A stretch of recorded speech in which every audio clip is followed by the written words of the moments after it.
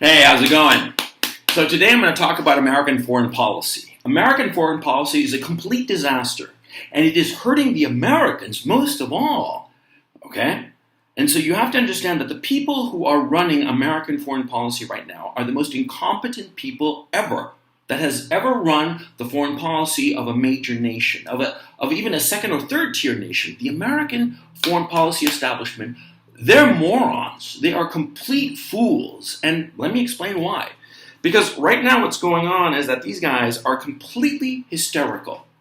Completely hysterical. Because the war in Ukraine is not going as they thought it would go. The whole sanctions thing is a big disaster. And they are doing two things simultaneously, both of which, either one of which, would be a disaster for any coherent foreign policy. And what are they doing? Number one, they are antagonizing potentially friendly countries when they need not antagonize them. And on the other hand, they are deliberately and purposefully destroying the economies of friendly and allied nations. Their own allies, they are destroying them. And let me go through it one by one, okay? So let's talk about the antagonism that the Americans are inflicting on anyone who's not on their side. I mean, quite apart from the fact that, the Russia-China situation, where they have declared Russia and China their avowed enemies and want regime change in both countries. It's the stupidest thing imaginable to outright say, you're our enemies, we're going to get you come hell or high water. I mean, that's just stupid. That's what the American foreign policy establishment is doing. They have these avowed, declared enemies, Russia and China, but at the same time, they are antagonizing a whole host of countries that they need not antagonize. And the principal ones that they are antagonizing are India and Turkey, and to a lesser extent, Iran. And I'm going to get to each of them in turn. Now, see, let's take India. India is a very large country. It is by population the largest country in the world, as a matter of fact. And as the Indians themselves always say, they are the world's largest democracy. Good on them. Now, India has had long-standing ties with Russia from way back when they were the Soviet Union. People don't seem to remember this, but there were times after independence in 1949 that India's situation was very precarious, especially in regards to Pakistan. And so the Indians and the Russians, the Soviets back then, they developed a very strong relationship. And the Soviets were always helpful to the Indians, always supportive of the Indians insofar as credits for food were concerned, weaponry, all kinds of stuff. Not to mention technical assistance and whatnot. The ties between the Soviet Union then, Russian Federation today, between them and India are very long-standing. And so India sees the situation going on in Ukraine, and on the one hand, India, looking after its own best interests, doesn't want to antagonize the West.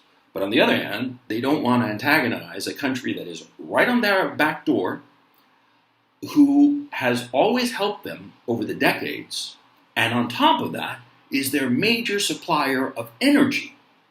I mean, you can forget about the history and the good feeling between the two countries going back since who knows when.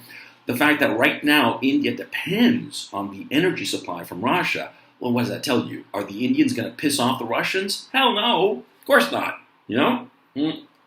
All they have to do is look at what happened to poor Europe. The European Union, all these sanctions and all this feel-good bullshit, and what's happened to them? No Russian energy? That means that they're going to go cold, dark, and hungry, and without even cell phones, for crying out loud, this winter. It's already happening. We're seeing it in Great Britain, and we're soon enough going to be seeing it in Germany. This is a catastrophe for the European economy, the sanctions. It deprived the Europeans of cheap energy. The cheap energy that is no longer flowing from Russia to Europe. Oh, no. Now it's flowing from Russia to India. And India, are they happy? Fuck yeah! They're thrilled. And so they're not going to antagonize that relationship. But the American foreign policy establishment is relentless in pressuring India by means fair and foul to sanction Russia. India is never going to do that. And the more pressure the Americans put on the Indians, the more it's just going to antagonize the Indians because they understand their best interests. They don't want to send troops, Indian troops, to mess around in Ukraine. Of course not. They're never going to do that, and the Russians wouldn't need that. But they are never going to piss off the guy who is supplying the gasoline and the natural gas and all those necessary energy resources. But the Americans insist on this. And they are undermining America's relationship with India in order to force India, twisting their arm to sanction Russia. And that just pisses off the Indians. And it's not going to change a goddamn thing. Now, what about the Turks? Well, Turkey, historically, since way back, since it was, the Byzantine Empire, it's always had this balancing act. It's the gateway between the East and the West. And so they've always had this balancing act of playing nice with both sides, with the East and the West, and sometimes playing them off each other to their own advantage. Well, why not? If you've got the chance, do it.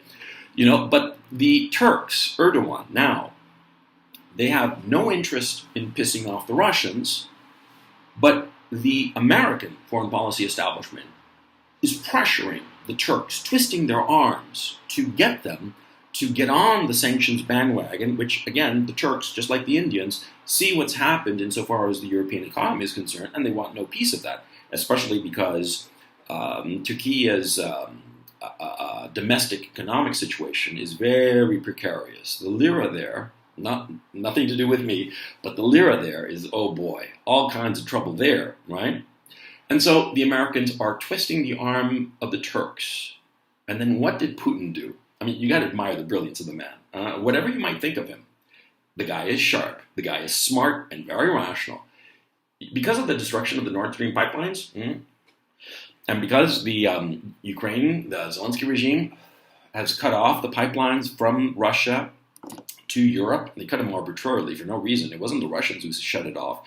It was the Zelensky regime. Well, there's only one major pipeline going from Russia to the West. There are others, but it's not important insofar as this conversation is concerned. But the point is, Turkstream, the Turkstream pipeline. Putin offered to Erdogan, the president of Turkey, for Turkey to be the exclusive supplier of energy for the West. Now, Turkey, you got to understand the relationship of Turkey to Europe. See, Turkey is the stopgap for all the flood of Syrian and other Middle Eastern refugees to go to Europe. Were it not for Turkey, all of those millions, plural, of refugees would flow into Europe. That's one of the swords of Damocles that Turkey has hanging over the head of the Europeans, right? And now Putin, on a platter, here you go. He's offering Erdogan and the Turks to be the exclusive supplier of energy resources, of natural gas to Europe. He's offering to build Turkstream 2, and which would be far bigger. And there's also been the issue, of course, that the Turkstream 1 pipeline, there was attempted sabotage of it. And we all know who was behind that, of course. The same people who were behind the Nord Stream pipeline disaster. The Americans, okay? Either directly or indirectly through the Brits. But somebody was messing around with the Turkstream pipelines. They were able to nip that in the bud. But the Turks are on notice. And now the Russians are offering them another pipeline for more gas, and that way Turkey will have its hand, its grip, its iron grip on the natural gas faucet that the Europeans are going to need. Because there is no way for Europe to get the energy resources it needs from any other source. It'll take years to develop an alternate to the Russian energy. And of course, it'll take not only years to develop that, it'll be much more expensive. And so for the Turks to all of a sudden be the supplier of Europe's energy needs, it puts the Turks in the driver's position. Who made this happen? The Americans. Because instead of trying to be nice with the Turks and Erdogan, instead of trying to support Turkey through its difficult economic situation that it's going through, they just further twist the arm. Like, for instance, obliging all the Turkish banks to shut up the use of the mirror payment card, the one that's prevalent in Russia. part of the sanctions package, right? Yeah, the Americans succeeded in doing that. All the Turkish banks decided, okay, we're not going to use the Mir card. But what happened? The Turks and the Russians are developing a separate card system that will work in both countries. And so they're avoiding it, further alienating Turkey to no gain. That's the thing. In foreign policy, you have to have some sort of gain for whatever you're doing. But they are pressuring Turkey, thinking that the Turks somehow, by sanctioning Russia, it's also going to hurt Russia more, and it's not. Because, they shot their wad back in February, March, insofar as the sanctions are concerned, and the Russian economy came through with flying colors. So anything that, insofar as Turkey imposing sanctions on Russia, is that going to hurt the Russians? No, it's not. Is it going to hurt the Turks? Oh, yeah. And so the Turks, just like the Indians, have no interest in joining the sanctions bandwagon. They have no interest in alienating Russia. And on top of that, Putin gave them an incredibly good reason to be best buddies. And of course, this is going to have a huge influence insofar as the Syria situation, but that's for another broadcast. The point that I'm trying to make in this thing, see, the Indians, they antagonize them. The Turks, they antagonize them. Now the Americans are antagonizing the Saudis. I forgot to mention the Saudis at the beginning of the show. Yeah, the Saudis. Who are the Saudis? They are the world's largest supplier of oil. I do believe they are the largest, or perhaps with Russia, the number 2. It doesn't matter. The point is that the Saudis, right, they are the big kahuna in OPEC. Even with OPEC plus being Russia, of course, they're still the big kahuna. And the Americans, what are they doing? Instead of making sure that the Saudis are on side, if not, sanctioning Russia, at least not antagonistic to the Americans. No, what does the American foreign policy establishment do? They start threatening to remove American weapons and American protection from Saudi Arabia. They are threatening this NOPEC bill. NOPEC is a bill that's been floating around for years, which is basically applying American and British antitrust laws on OPEC member states. Because after all, OPEC, what is it? It's a cartel to fix the price of oil. And what's the point of this cartel insofar as the countries that make up OPEC? It's to maintain a steady and predictable price for oil so they can plan production, their own economies, and all the rest of it, right? But this NOPEC bill that the Biden administration is now threatening to sign against Saudi Arabia, it would cause havoc to Saudi Arabia, especially insofar as Saudi's holdings in the United States. And notice too, by the way, parenthetically, they're threatening this antitrust legislation against Saudi Arabia and the OPEC member states, but not against big tech, which are all monopolies. They are prime targets for antitrust legislation, and they are not touching the big tech. But the Saudis and OPEC, oh yeah, that sure. Let's sanction them. Punish them. See, they're antagonizing the Saudis for no reason. And of course, what's happening with the Saudis? The Saudis, of course, they sell their oil in dollars because of William Simon or Walter Simon, I forget. I think it was William Simon. Back in 1974, he cut that deal that the Saudis would sell all of their petroleum, and OPEC in turn would sell its petroleum in dollars, not in any other currency. But now the Americans are so threatening the Saudis that the Saudis might figure, hey, might as well de-dollarize, which would devastate the American economy and drive inflation through the roof. If you think it's bad now, watch if Saudi Arabia de-dollarizes. Well, they are considering that because the Americans are threatening them. They threaten India. They threaten Turkey. They threaten Saudi Arabia. And of course, they're in Iran. They've run out of sanctions. They've thrown the kitchen sink in terms of sanctions are concerned at Iran. I mean, it's going on like 40 years now, right? 43 years at this point. Mm-hmm. And now they're trying to do a color revolution in Iran. Mm-hmm. I mean, all those protests that happened, it wasn't some poor girl who died. And by the way, she was not killed by Iranian security forces. We've seen the video. The poor thing dropped dead of a heart attack. Apparently she had had a precondition going on years. And the poor thing died, and that's an unfortunate thing. But these riots have nothing to do with this poor woman. And they have everything to do with the NGOs in Iran that are run by the CIA and other capitalist financiers who are allied to the American establishment and the American security forces. I mean, what's happening in Iran is color revolution 101, baby. We've seen this story before, seen it before. Been there, done that. And they're doing it in Iran, further antagonizing the Iranians, who are now realizing, any kind of agreement with the Americans, they'll just throw it away. It'll mean nothing. We'll go through all the rigmarole of trying to get out from under the boot of sanctions, and they'll just throw it away. And so what are the Iranians doing? Like the Indians, like the Turks, like the Saudis too, they're getting closer to Russia, a lot closer. People say that these drones that are being deployed here, the true weapon that seems to be a game changer, of all the bullshit talk about all these game-changing weapons, these drones, the flying Doritos, the flying lawnmowers, they seem to really be a game changer. But anyway, the Iranians are getting a lot closer to the Russians. The Saudis are getting a lot closer to the Russians. All of this hysteria on the part of the foreign policy establishment, they only know how to press the accelerator. They only know how to squeeze.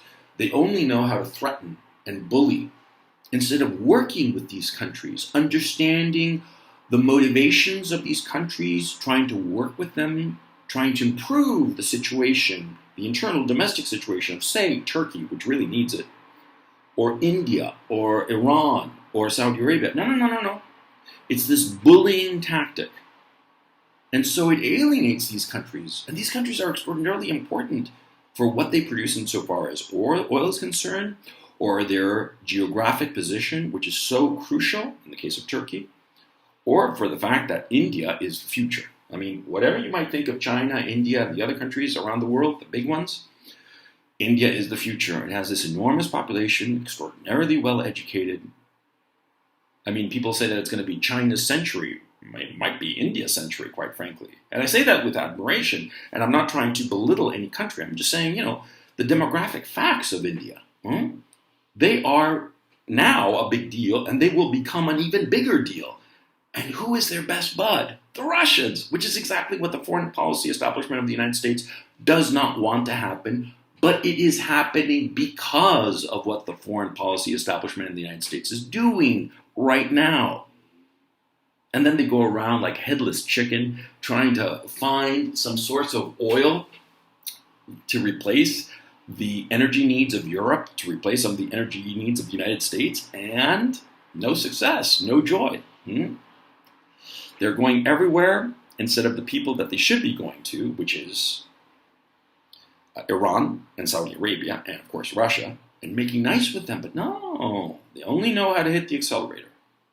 But that's insofar as the other countries, insofar as being a friend of the United States, of being an ally of the United States. The Americans are pushing these states to pursue policies that hurt them. The sanctions destroyed the European economy. Okay, I said earlier that the Europeans are going to go without, lights, internet, heating, and food, and that's the truth. Okay, it's the truth, and everybody could predict this back in February. Some of us did. All these sanctions are hurting Europe. They're all going to go cold, dark, and hungry this winter. And what do the Europeans do? They take it. All the Europeans know that the Americans destroyed the Nord Stream pipelines. They all know it. The fact that Sweden, just yesterday, announced that they are not going to release any information as to their investigation proves that point. Because if it had been Russia and there were clues or evidence showing that Russia had done it, it would be front page news. But the Nord Stream pipeline is being memory holed as we speak. Because everybody knows it's the Americans who did it. And the democratically elected leadership of Europe, rather than looking out for the best interests of their own people, as the other aforementioned countries are doing, well, the European leaders are doing policies, pursuing policies, to the benefit of the United States, rather than their own people. The Americans have turned Europe into vassal subjects with no democratic redress to the people's justified grievances. And so the people of Europe, what are they doing? They're protesting. And is this carried in the mainstream media? No, of course not. Why? because the European leadership is suppressing it, because the European leadership takes its orders not from the people who elected them, but from Washington, from the foreign policy establishment in the United States. They are destroying their own allies. Similar issues, well, not quite the same, but similar issues are going insofar as Korea and Japan are concerned. Pressure from the United States that's hurting Korea and Japan.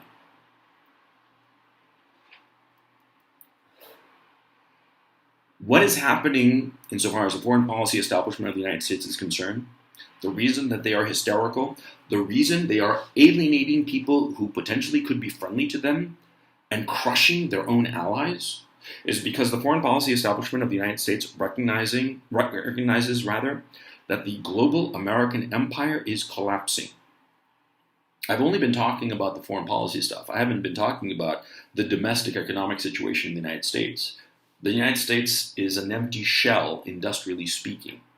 The fact that it cannot produce the weapons necessary for the Zelensky regime forces to conduct its war against Russia, that kind of like proves the point. Industrially, the United States is hollowed out. And because of the over-indebtedness of the past 40-odd years, the United States has been kicking the can down the road for so long that finally got to the point that the can is too big to kick any further. We're there insofar as American domestic policy is concerned, and I'll talk about that in a separate video. But for this video, I want you to understand that everything that the United States is doing insofar as a foreign policy level is concerned is hysteria, because they recognize that they are collapsing. Understand what's going on.